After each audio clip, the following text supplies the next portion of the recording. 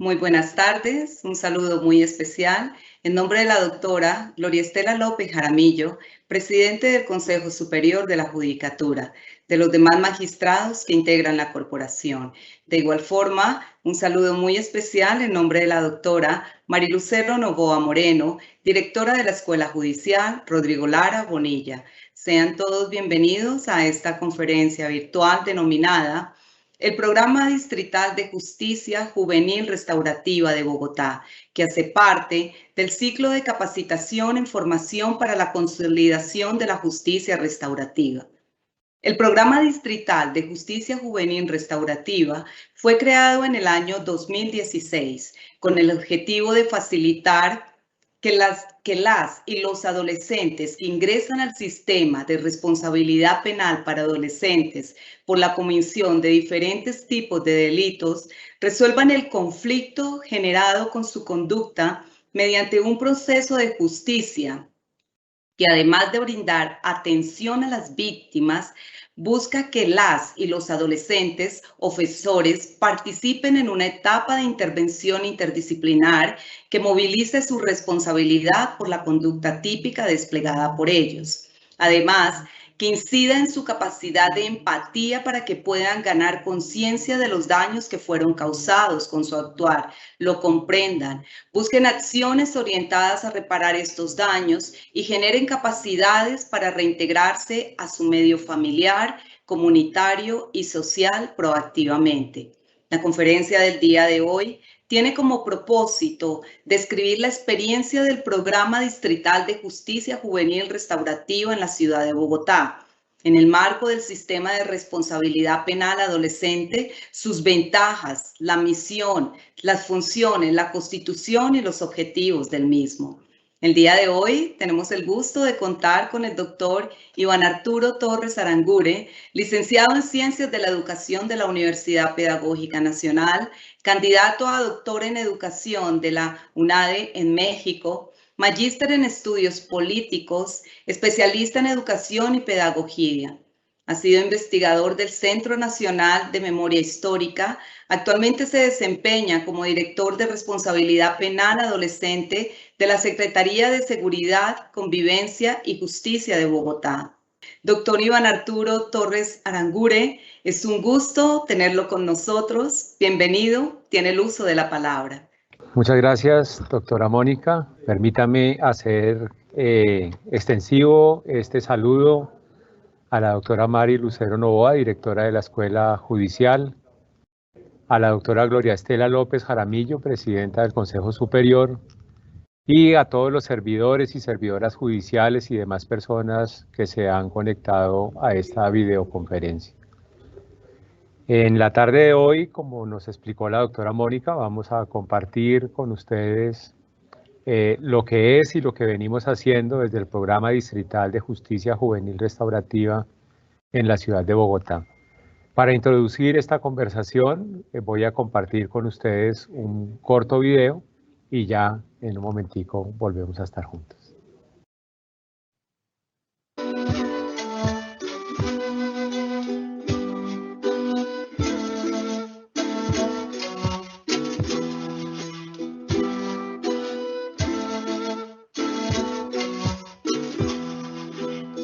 Tayta yachaqkunamanta llakichiqkuna aytarikami millaypa runakunapa kawsay. Paykunamanta sumaq kawsayman mana chayarigri millaykunata wañuchispa. Sumaq kawsay kami kayaspa tukuykunata sumaqlla tandaringapa. Alli makikuarispa ñukpaqma tukuykuna lluqsichingapa. Sinchi maki sumaq kawsaymi maskan. Llakichiqkunata tigrachimi mana kungaringapakuna wakaqkunata llakichisqata. Iskandikuna allilla kuti kawsangapa. Chasa llaktama yaykumi suma samay. Alli tukuykunamanta atun kawsaypa kay.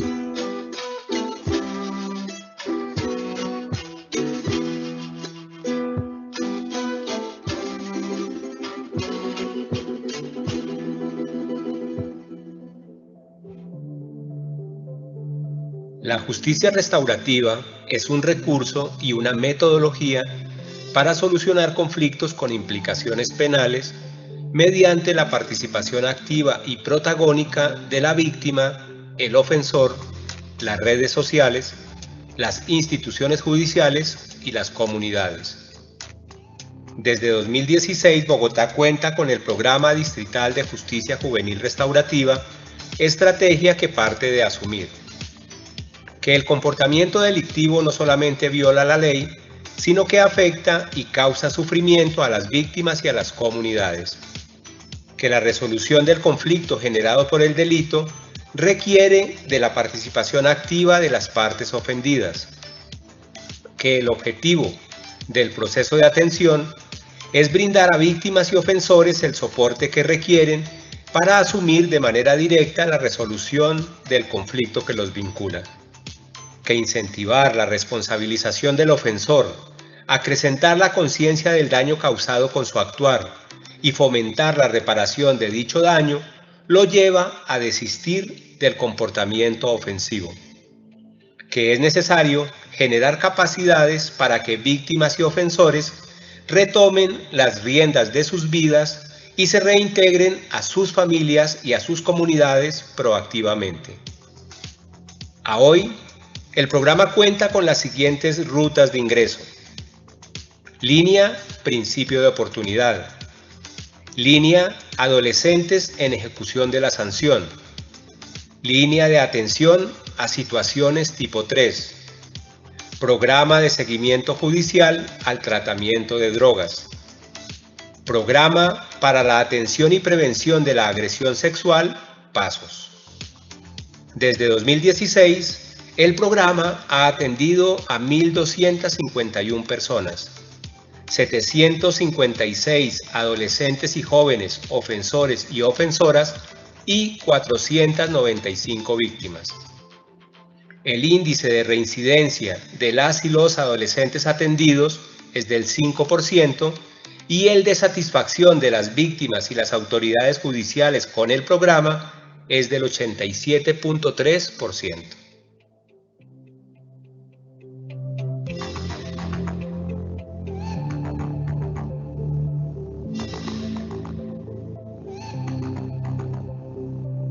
Lo que busca este sistema, más que generar un tipo de sanción, es entrar a verificar que los jóvenes se entiendan que algunos hechos se pueden comprender como un delito. La idea es que estos jóvenes entren a través de procesos, como es el caso del principio de oportunidad, a generar procesos de renovación en su vida, en los cuales se evite que los mismos recaigan en conductas de tipo penal. Dentro del sistema de responsabilidad penal en la ciudad de Bogotá, pues tenemos lo que es el programa de justicia juvenil restaurativa.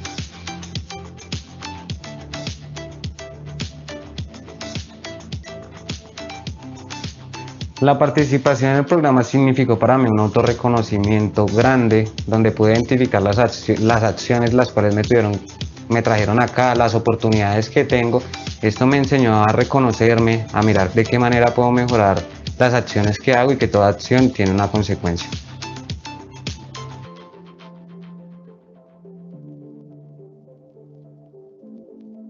Este programa le ha enseñado a mi hijo a ser más honesto, más responsable, ser más expresivo y le ha enseñado a ser más abierto con las personas y pues ha aprendido mucho de eso.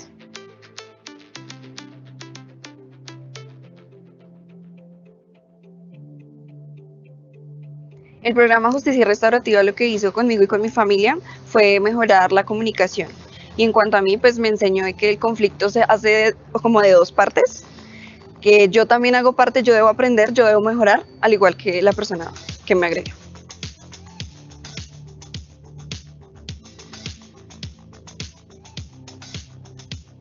Debo indicar que el mismo ha sido bastante importante, teniendo en cuenta que ha logrado permear no solamente el ámbito de las audiencias o de la judicialización de los adolescentes en el ámbito de las garantías, sino también en las audiencias de conocimiento. Y esto ha sido muy importante teniendo en cuenta que ha complementado no solamente las sanciones que se tienen por parte dentro del sistema de responsabilidad penal para adolescentes, para los jóvenes, sino también ha propugnado porque la justicia restaurativa tenga un espacio muy importante tanto en el ámbito de garantías, con el acceso al principio de oportunidad y también dentro de la sanción, tratando de que víctima y victimario pues realmente tengan una solución real a su problema y propugnando porque no haya revictimización. Taita yachaskunamanda, llakichikuna aitarikami nillaypa runakunapa kawsay. Después de esta introducción, de este abrebocas, voy a compartir con ustedes una presentación que nos permita conducir un poco esta conversación de esta tarde.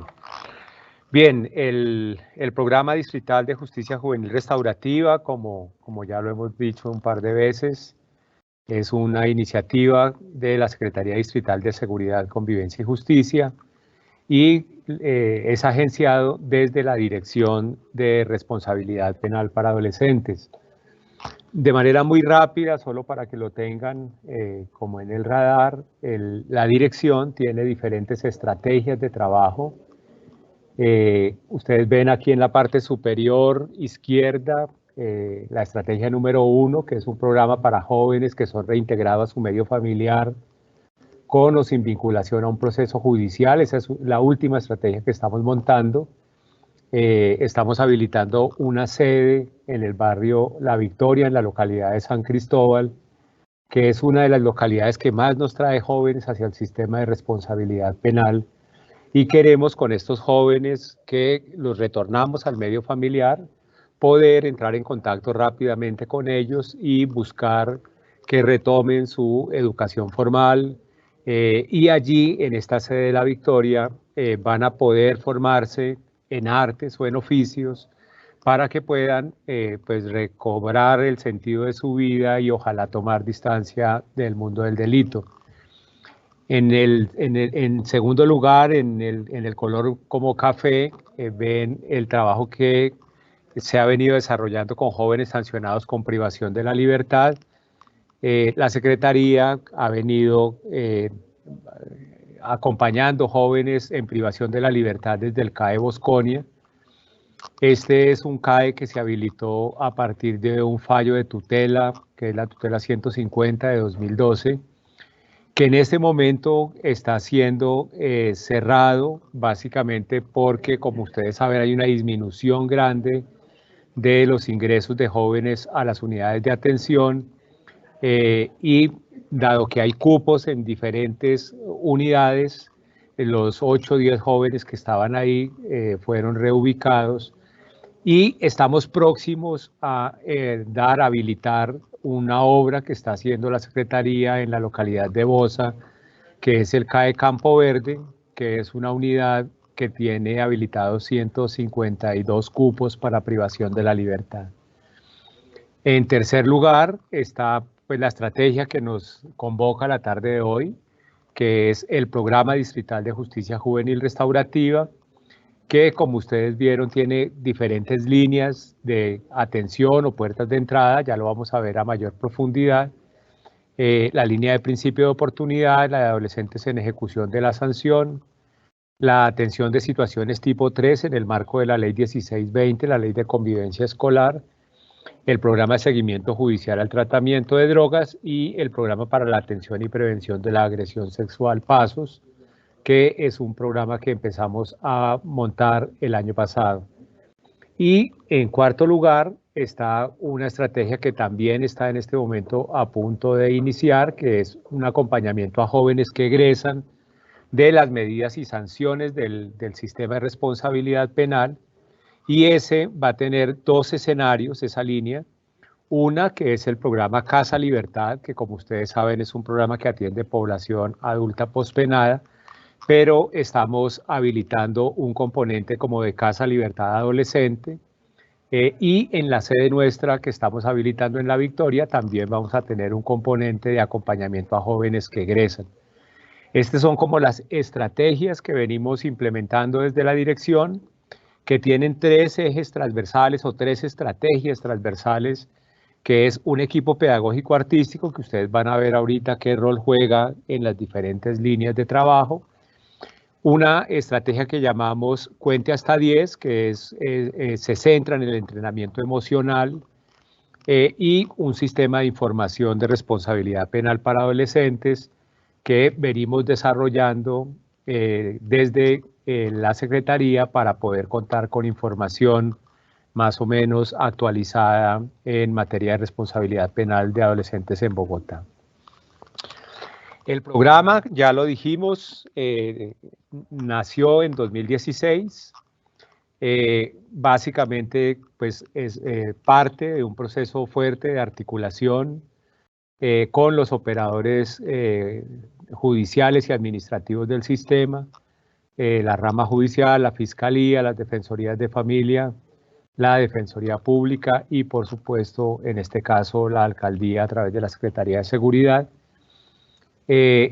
Como vimos en el video, el programa parte de asumir que el comportamiento delictivo no solo viola la ley, sino que afecta y causa sufrimiento a personas concretas, a víctimas, a comunidades.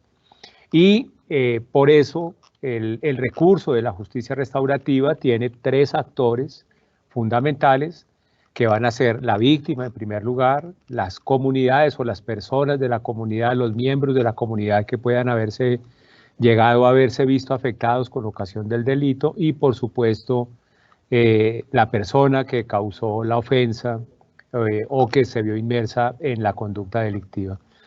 En el caso de las víctimas, pues el programa les brinda atención por los daños que le pudieron haber sido ocasionados con ocasión del delito, y en el caso de los ofensores nos centramos de manera fuerte en movilizar su responsabilización por la conducta delictiva, incrementar la conciencia del daño causado con su actuar, generar acciones orientadas a reparar el daño que causó y a cultivar capacidades desde el punto de vista educativo, de formación para el trabajo, de activación de su ciudadanía, de vinculación a redes sociales comunitarias, de manera que pueda reintegrarse a su familia, a su comunidad de manera proactiva. Como vimos también hace un momento, tenemos diferentes líneas de atención o puertas de entrada. La primerita que habilitamos por allá en 2016 fue la línea de ingreso por aplicación preferente del principio de oportunidad en la modalidad de suspensión de procedimiento a prueba. Esta es pues nuestra línea más antigua y la que ha atendido el más alto número de jóvenes a hoy.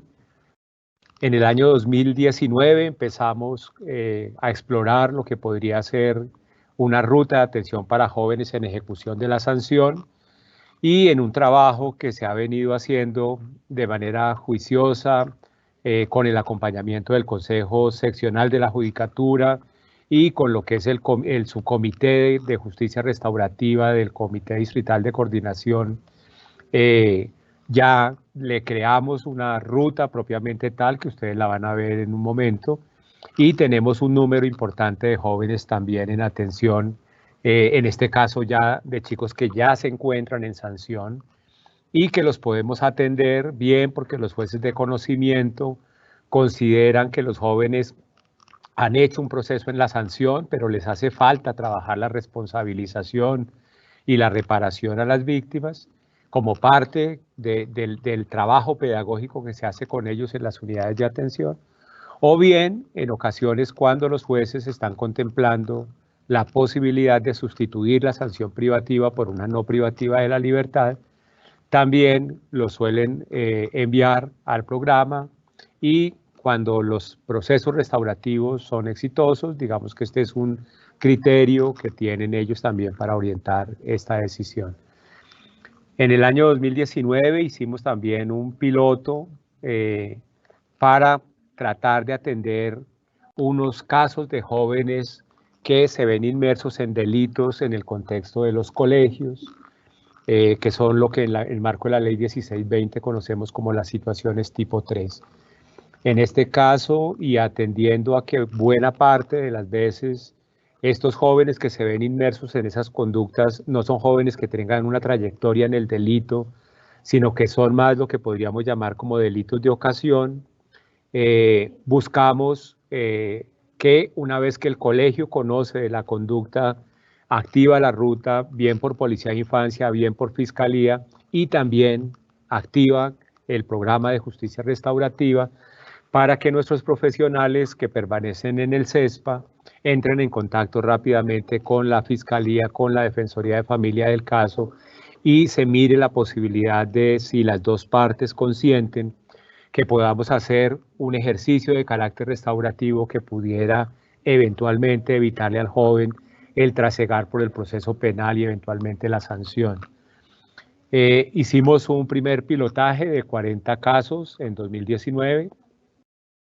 De esos 40 casos, 37 se cerraron por cumplimiento de objetivos y con una práctica restaurativa de carácter formal, y solo 3 se cerraron anticipadamente por desistimiento de alguna de las partes. En este momento estamos trabajando con la Secretaría de Educación para retomar esta línea, más ahora que vuelven los colegios a la presencialidad, y en la idea de dejar instalado en Bogotá un programa de manejo del conflicto escolar con enfoque restaurativo que permita que la Secretaría, a través de los comités de convivencia escolar, asuman las situaciones tipo 1 y tipo 2, y nosotros desde la Secretaría de Seguridad y el programa de justicia restaurativa nos hagamos cargo de los casos vinculados a situaciones tipo 3. El programa de seguimiento judicial al tratamiento de drogas es una iniciativa que nace en el seno del Ministerio de Justicia y del Derecho hace ya unos 4 años aproximadamente.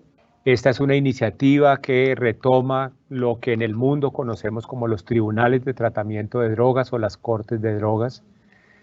Nace en una iniciativa de la CICAD-OEA de buscar alternativas. Bueno, les decía, el programa entonces se agencia desde el Ministerio de Justicia en asocio con el Ministerio de Salud y Protección Social y el ICBF Nacional. Con el Ministerio de Salud se creó todo un marco jurídico, normativo mejor, que permita que los jóvenes puedan recibir tratamiento a través de sus EPS, y se creó o se diseñó lo que debería ser el modelo de tratamiento para los adolescentes del sistema. Este programa entonces está ideado para jóvenes que cometen delitos o se ven inmersos en delitos y tienen problemas con el consumo de sustancias psicoactivas. En este caso, el adolescente puede entrar igual a través de la aplicación del principio de oportunidad o estando en ejecución de la sanción, y lo remitimos, lo hacemos valorar previamente en su EPS, y una vez que obtenemos el plan de tratamiento, con la autorización, si entró por principio de oportunidad, del juez de garantías o del juez de conocimiento, si lo tenemos en sanción, pueda ser enviado a la IPS que haga parte de la red de prestadores de su EPS que oferte tratamiento por consumo. El programa tiene un equipo profesional que acompaña al adolescente durante el tiempo que esté en tratamiento. El modelo de tratamiento tiene diferentes fases, una fase de desintoxicación, una fase de deshabituación, y luego comienzan las fases ambulatorias de alta, mediana y baja intensidad. Nosotros acompañamos los adolescentes cuando están en las IPS haciendo su proceso de desintoxicación con nuestro equipo pedagógico y artístico para fortalecer la adherencia a los programas de tratamiento.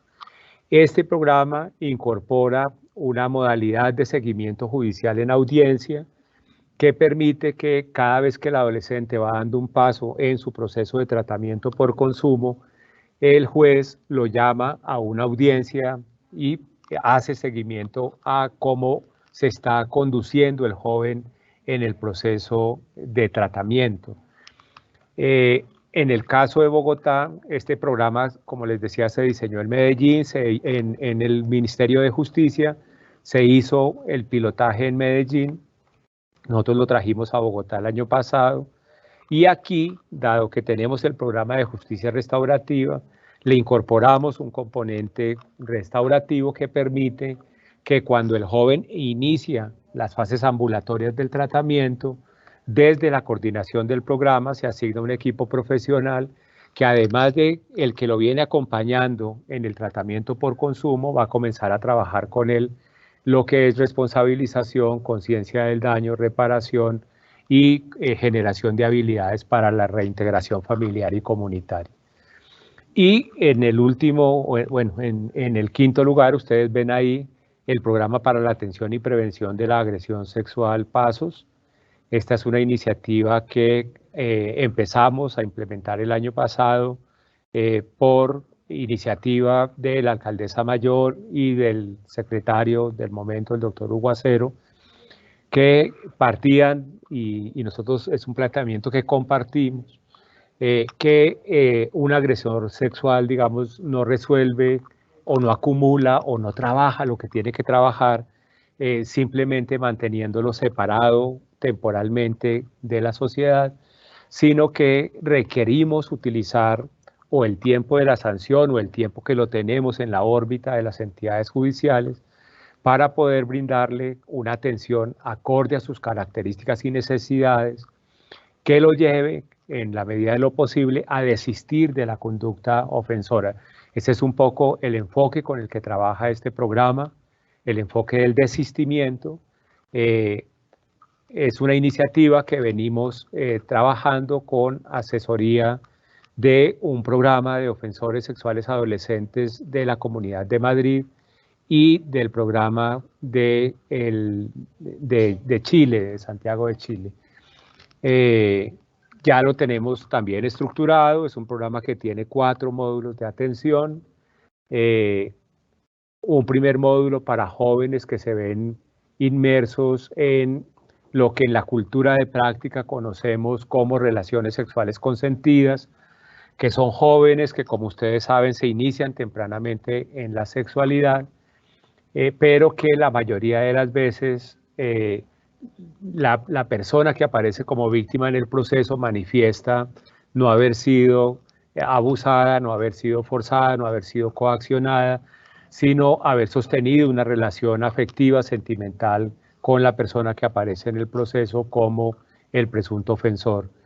En este caso, y así lo hacen los diferentes programas que trabajan este tipo de iniciativas, se requiere básicamente un módulo centrado en psicoeducación sexual que trabaje con los muchachos, con las víctimas, un poco lo que es toda la perspectiva de género, lo que son las pautas de crianza, porque en muchas ocasiones ya hay hijos de por medio, lo que es la sexualidad, la sexualidad responsable, los métodos de planificación familiar, etc. El segundo módulo está pensado para adolescentes que se ven inmersos en lo que en la cultura de práctica conocemos como tocamientos no consentidos de chicos menores de edad en casos en los que existen asimetrías. Estamos hablando de jóvenes de 14, 15, 16, 17 años que incurrieron en tocamientos de niños más pequeños.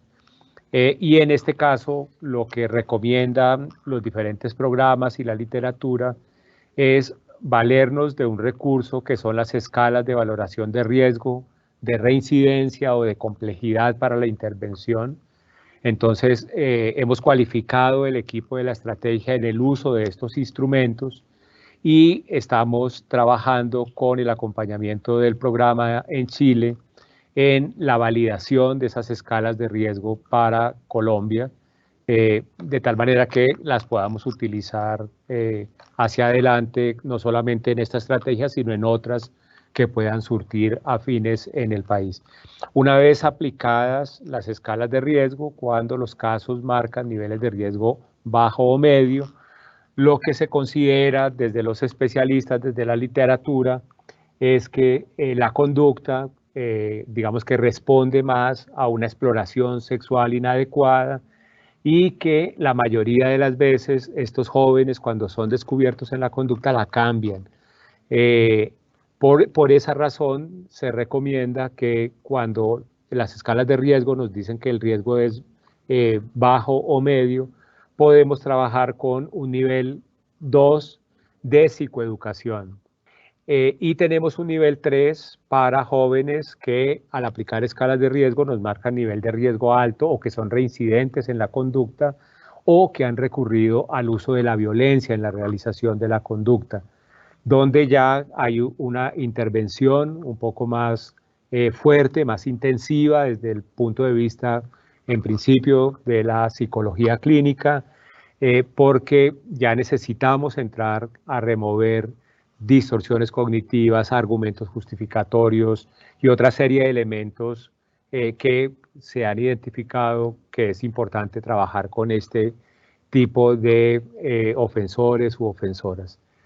Y hay 2 módulos que están en este momento en desarrollo, uno para trabajar en casos que si bien es cierto, cada vez se judicializan menos, pues en ocasiones llegan, que son principalmente chicas vinculadas al delito de aborto, aunque estamos mirando la posibilidad con la Fiscalía de que aunque la adolescente no sea objeto de imputación en esos casos, se pudiera de todas maneras derivar a esta ruta de atención, toda vez que pensamos que puede ser muy útil para las personas que se ven inmersas en ese tipo de conducta. Y un quinto módulo que se va a centrar en abordar los casos que están tipificados como de pornografía infantil. Esos 2 últimos están en fase de diseño, los 3 primeros ya están diseñados y ya tenemos jóvenes en atención. Bien, adentrándonos un poco en el campo de la justicia restaurativa, como ustedes saben, hay o suele citarse en la literatura 3 criterios mínimos para iniciar un proceso de justicia restaurativa.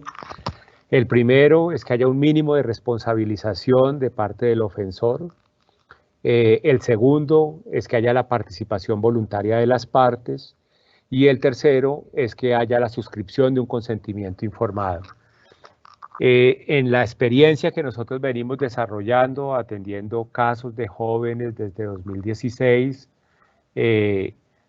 hemos encontrado que esto del mínimo de responsabilización cada vez es más una meta a alcanzar en el proceso de intervención que un prerequisito.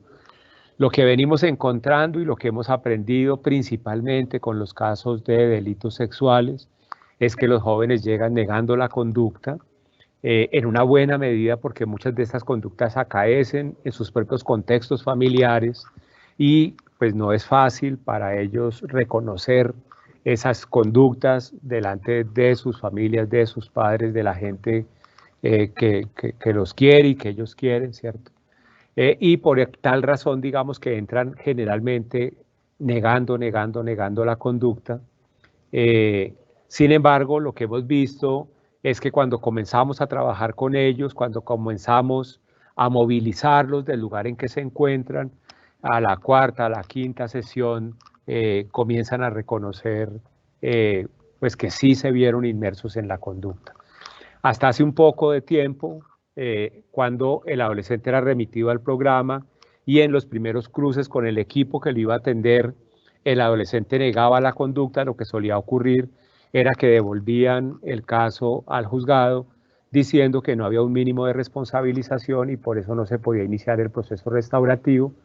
Hoy en día estamos trabajando fuerte para que los equipos no desistan tan fácilmente y digamos que persistan en tratar de movilizar a los adolescentes, porque como les digo, hemos visto que luego de un ratico ellos comienzan a reconocer la conducta y si los devolvemos prontamente perdemos una posibilidad de ayudarle a este joven a encontrar una respuesta adecuada en este campo de la justicia restaurativa.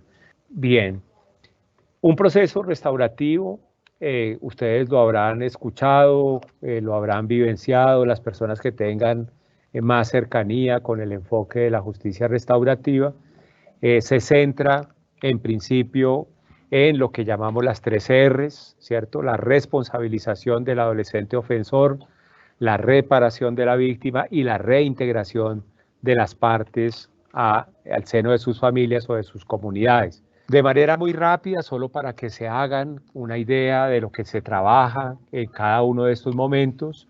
En la fase de responsabilización trabajamos con el adolescente lo que es el delito como un problema social.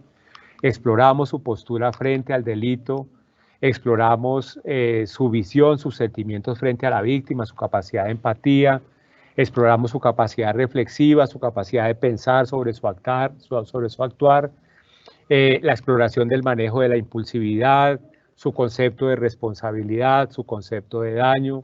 Comenzamos a interpelar esos conceptos que trae el adolescente, a problematizar la narrativa que nos llega frente al delito y frente a los impactos generados.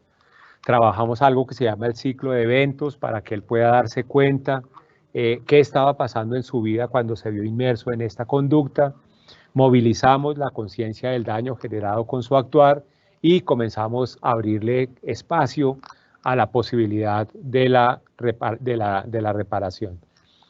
En el momento de la reparación, pues se centra el trabajo en fortalecer lo que es la empatía general, la empatía específica, la empatía hacia la víctima, para poder darse cuenta del daño o del sufrimiento causado, a incrementar la conciencia frente al daño, a explorar la actitud y la postura que pueda tener él frente a la posibilidad de la reparación, a explorar su percepción, su actitud frente a la relación daño-reparación, a trabajar el concepto de reparación como un derecho de las víctimas, a trabajar el concepto de reparación integral y a visibilizar las finalidades de esta idea de reparación, a explorar con él, y aquí entra el equipo pedagógico y artístico en escena, acompañarlo en elaborar propuestas de reparación que sean acordes al daño que puede haber causado con su actuar, en acompañar la construcción de iniciativas de reparación,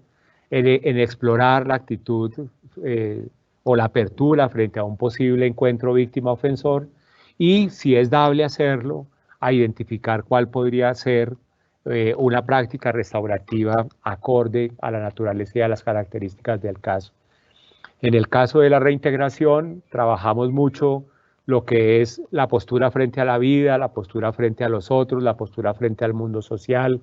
Hacemos una exploración de su red familiar, de su red social, mirar cómo están sus vínculos, sus relaciones afectivas, sus relaciones significativas, la formación de habilidades para la vida, y empezamos a explorar vocaciones, intereses, aficiones, sueños. Intentamos vincularlos a la oferta educativa que tiene en este caso la Secretaría Distrital de Educación para este tipo de jóvenes. Ese programa que estaba básicamente destinado a jóvenes que estaban en sanción privativa o no privativa, lo hemos ido extendiendo, y hoy en día tenemos jóvenes que ingresan por principio de oportunidad y también acceden a la oferta educativa, y estamos también abriendo la puerta para los jóvenes de reintegro familiar e incluso para las víctimas. Y la idea de comenzar a conectar a estos jóvenes con las organizaciones juveniles, comunitarias que pueda haber en su entorno barrial y comunitario. Esta es un poco la ruta de aplicación de principio de oportunidad, donde no me voy a detener. Si alguien tiene interés, por supuesto, la podemos compartir. Esta es la ruta para ejecución de la sanción. Durante el tiempo que tenemos un adolescente en atención, nosotros remitimos una serie de informes a las autoridades, tanto ahorita lo van a ver, judiciales como administrativas, para que puedan estar haciendo un seguimiento del trabajo que realizamos con los jóvenes. Hacemos un primer informe inicial al culminar el primer mes de atención.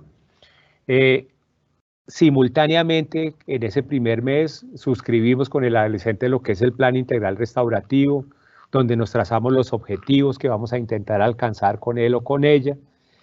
Luego, remitimos informes parciales cada 2 meses, cuando se amerita porque sea un caso de baja adherencia o por cualquier otra razón, emitimos un informe extraordinario. Ese lo hacemos a solicitud. y cuando se cumple el tiempo de la atención, emitimos un informe final, tanto a garantía si ha entrado por principio de oportunidad o a el juez de conocimiento si ha entrado estando en sanción. Una vez que el adolescente egresa, el programa le sigue haciendo un seguimiento durante 6 meses y ese seguimiento también tiene un informe que se entrega por solicitud de las autoridades. En la línea de principio de oportunidad, estos informes deben llegar al fiscal, deben llegar al defensor de familia, deben llegar al defensor público. En la línea de ejecución de sanción deben llegar al juez de conocimiento y deben llegar también a la Defensoría de Familia. Aquí ustedes pueden ver algunas cifras. En la línea de principio de oportunidad hemos atendido a diciembre del año pasado casi 1000 personas, 562 ofensores, 429 víctimas. Me interesa resaltar, como ustedes pueden ver en la línea de principio de oportunidad, la participación de las víctimas es bastante alta, mayoritariamente hombres. Cuando los tenemos en principio de oportunidad, el tiempo de atención es de 4 meses a 1 año, la edad de ellos es 16, 17 años. Ustedes vieron que atendemos hoy en día casi cualquier tipo de delito. Cuando los tenemos en ejecución de la sanción, miren ustedes cómo disminuye la participación de las víctimas, y esto tiene que ver pues que las conductas cuando ya están en sanción son un poco más fuertes. Incrementa la edad de la atención, que se sube de los 19 a los 22 años, incrementa el tiempo de atención, que ronda más o menos entre los 14 y los 18 meses. Estos son los casos que les presentaba de los jóvenes que atendimos en las situaciones tipo 3, que son casos también bastante promisorios, bastante exitosos de trabajar, de atender. Esta es una lámina que quisimos incluir en esta conversación básicamente para poner en evidencia que los programas de justicia restaurativa funcionan bastante bien. Ustedes vieron que el programa nuestro tiene unos niveles de reincidencia que apenas rondan el 4 o 5% y que tienen unos niveles de satisfacción de las víctimas y de las autoridades con la atención que casi llega al 90%. Sin embargo, es importante resaltar que los programas de justicia restaurativa funcionan muy bien cuando mantenemos un diálogo y un actuar coordinado con las autoridades judiciales y administrativas. Esto es muy importante porque ustedes saben que estos jóvenes son bien perceptivos y ellos se dan cuenta cuando no estamos sintonizados, cuando decimos una cosa y eventualmente hacemos otra. Hay una serie de recomendaciones, tanto cuando tenemos el adolescente en la línea de principio de oportunidad, cuando lo tenemos en ejecución de la sanción, que es importante que los jueces, las defensorías de familia, los fiscales, lo tengamos en cuenta. Cuando los tenemos en la línea de principio de oportunidad, es importante que la fiscalía comunique a las partes cuando se producen los encuentros, cuando se programan las audiencias. Es necesario que el fiscal y la Defensoría de Familia estén en disposición de hacer estudios de caso cuando tenemos casos de baja adherencia. Es importante que el tiempo de atención no sea tan cortico, porque en ocasiones los remiten con 2, con 3 meses. Por ejemplo, cuando tenemos temas de consumo, solo activar la ruta de salud, a veces se nos va 1 mes. Entonces, recomendamos que los tiempos de suspensión fueran de 6, de 8 meses, y que cuando por alguna situación se ve la necesidad de reversar el principio de oportunidad, verdaderamente se lleve el caso hacia la imputación para no generar en el adolescente la sensación de impunidad. En el caso de la ejecución de la sanción, es importante que cuando los jueces nos remiten los jóvenes a atención al programa, le anuncien o le indiquen simultáneamente a las unidades de atención que es importante que los profesionales nuestros puedan acceder para que la atención verdaderamente pueda realizarse. Ese es un campo que venimos ajustando cada vez más. Es importante que cuando nos remiten los casos, los jóvenes ya lleven un tiempito en la sanción para asegurarnos que haya adherencia y que el pelado no solamente diga que quiere hacer un proceso restaurativo para evadir la sanción. Es importante cuando lo vemos también necesario por baja adherencia que hagamos estudios de casos y reencuadremos los compromisos cuando se vea que esto es importante, que es necesario, e insistir ante los señores jueces de conocimiento para que cuando tenemos jóvenes en el proceso, cursando procesos restaurativos, si sustituyen la sanción, intentemos que el programa siga operando como medida complementaria, porque lo que acontece en muchos casos es que cuando el adolescente ya está en el medio abierto, se desentiende del proceso restaurativo. Esto, digamos, es un poco muy a vuelo de pájaro, muy corriendo lo que nosotros venimos trabajando desde Bogotá. Es importante insistir en que la justicia restaurativa es una tarea de todas y de todos, que estos programas muestran muy buenos resultados, especialmente, insisto, cuando los que trabajamos desde el programa y los operadores judiciales y administrativos trabajamos de manera coordinada. Con esto voy a poner fin a la presentación para dar paso a que podamos conversar un poquito a partir de esto que nosotros hemos compartido en esta tarde con ustedes. Me habían pedido de manera especial que pudiéramos cerrar la conversación con dos conclusiones. Yo pensaría que la conclusión más importante de estas es que este tipo de programas, les decía que cuando le ofertamos una atención acorde a sus características, a sus necesidades, cuando les generamos oportunidades en la educación, en la formación para el trabajo, en las posibilidades deportivas, recreativas, culturales, pues estos jóvenes la mayoría de las veces reconsideran y reencauzan sus vidas. Eso es lo que vemos cuando miramos los niveles de reincidencia tan bajos que tiene un programa como este, pero que esos indicadores son más o menos afines a los programas de justicia restaurativa en el mundo. Que una segunda conclusión sería que, como lo he insistido creo que con esta 3 veces, si nosotros trabajamos de manera articulada, si mantenemos una comunicación constante con los fiscales, con las defensorías de familia, con los jueces, y todos hacemos sinergia en la manera como intervenimos con los adolescentes, verdaderamente que los resultados que se obtienen son muy, muy, muy alentadores. Creo que eso sería, doctora Mónica. Ahora sí tiene usted la palabra. Muchísimas gracias, doctor. Y vamos al fragmento de preguntas. La primera, ¿por qué recurrir a la justicia restaurativa para encarar el delito en adolescentes y jóvenes? Vale. Bueno, esta es una pregunta que esperamos haber resuelto un poco con la exposición que hemos hecho, y es que lo que nos muestra la justicia restaurativa es una gran capacidad para llevar a los jóvenes a desistir del comportamiento delictivo.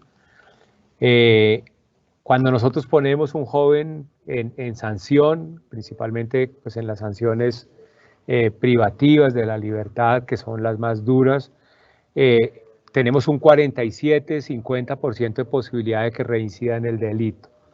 Cuando nosotros los atendemos con estos encuadres de la justicia restaurativa, de la justicia terapéutica, reducimos las posibilidades de reincidencia del 50 y pico por ciento al 4-5%.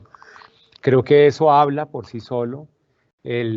Ustedes vieron en el video uno de los chicos ofensores que estaba conversando, un chico egresado del programa que actualmente trabaja con nosotros, hace parte de nuestro equipo aquí en la Secretaría. En la actualidad tenemos 3 jóvenes egresados haciendo parte de nuestro equipo profesional. Entonces, digamos, eso lo que nos muestra es que hay una gran inversión, es una gran inversión. Hoy estábamos hablando con Cundinamarca que quiere montar un programa similar al que tenemos nosotros en Bogotá, y les decíamos, es más efectivo invertir en programas de justicia restaurativa que invertir en unidades privativas de la libertad. Esto nos muestra que verdaderamente los jóvenes desisten y reencauzan sus vidas. Por eso creo que este es un modelo muy adecuado para trabajar con adolescentes. Siguiente pregunta, doctor. ¿En qué consiste la atención brindada a las víctimas? Bueno, como ustedes vieron, principalmente en la puerta de ingreso por aplicación del principio de oportunidad tenemos una participación alta de las víctimas. Normalmente cuando un caso ingresa al programa, desde la coordinación se asigna un equipo profesional que está compuesto por 2 psicólogos, uno para el ofensor, uno para la víctima, un trabajador social o un sociólogo que va a trabajar con las redes familiares y comunitarias de víctima y ofensor, y cuando inician los procesos de reparación entra en escena un equipo de pedagogos y artistas. La idea es que en los primeros encuadres que se hacen con la víctima se pueda identificar con ellas cuáles fueron los daños que le pueden haber sido ocasionados con ocasión de la conducta delictiva y cuáles son las necesidades que se derivan de esos daños que le fueron causados.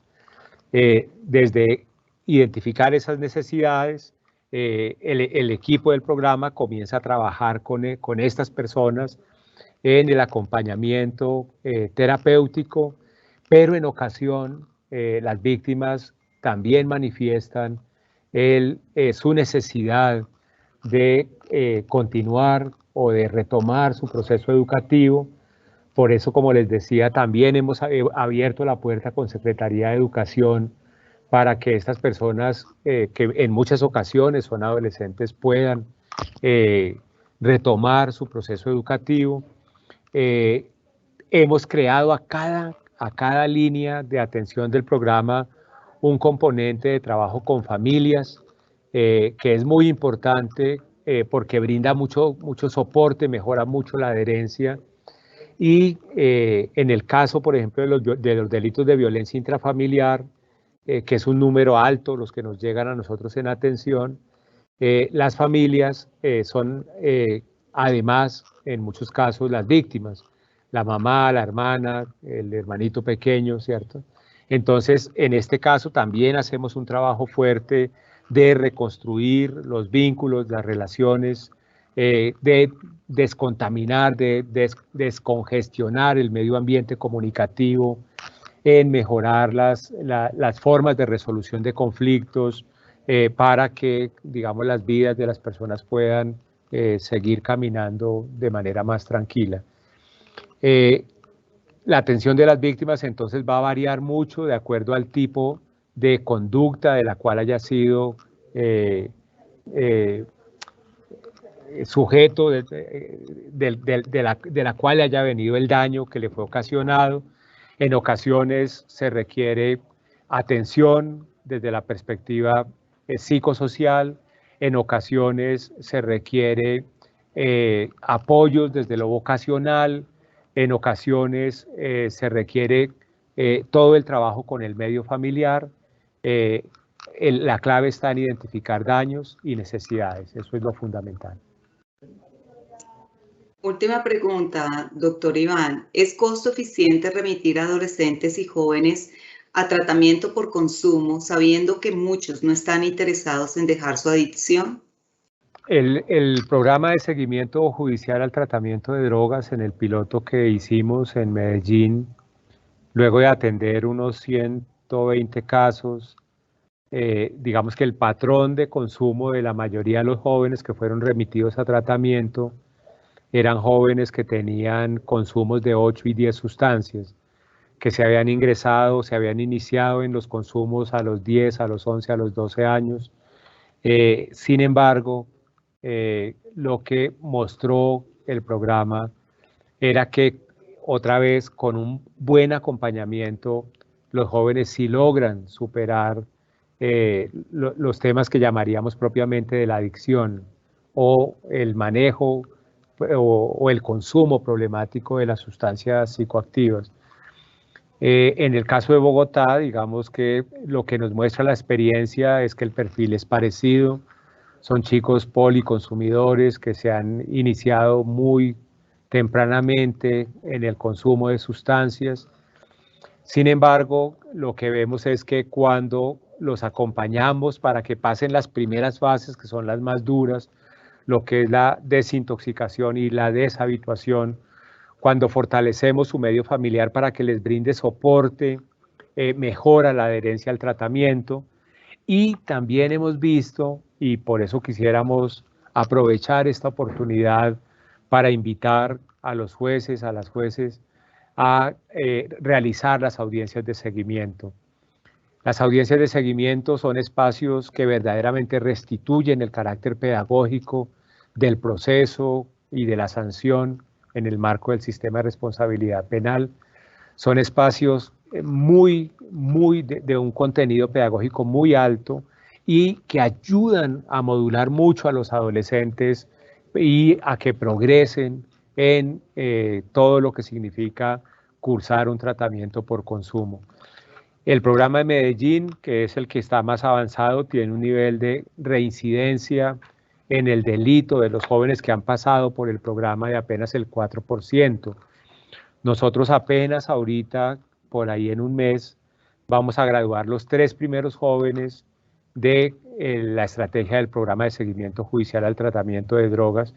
Es decir, todavía no tenemos acá en Bogotá una experiencia acumulada que nos permita ver qué tan sostenible es el tratamiento para los jóvenes bogotanos, pero lo que estamos viendo es que igualmente los jóvenes, insisto, con un acompañamiento adecuado, muestran progresos muy grandes. Entonces sí, yo diría que es costo eficiente, que vale la pena intentarlo. Ustedes saben que una buena parte de los jóvenes que llegan al delito llega como consecuencia del consumo de sustancias psicoactivas. Requerimos ampliar este tipo de estrategias, de programas, por supuesto que sí.